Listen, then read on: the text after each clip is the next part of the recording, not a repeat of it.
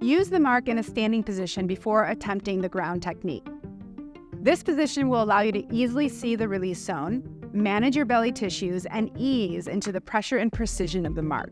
Place a yoga block between the mark and the wall to create the ideal grip for the mark and space between you and the wall. You can also place the mark on the wall without a block, on a corner of a wall, or through an open doorway. To target the iliacus, place the tip in the release zone closer to the pelvic bone. Stay above the hip crease. If you have some belly tissue in the way, use one hand to move that to the side before placing the tip in the release zone. With the yoga block on the wall, place the platform of the mark flat against the block. Lean into the mark and let the tip sink into your muscle for a moment. Then press down on the handle.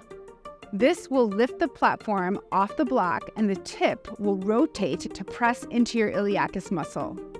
Once you find a tight spot, take slow, deep breaths and relax your body. Maintain this pressure for 90 seconds or more. To target your psoas muscle, start with the tip in the release zone further from the pelvic bone.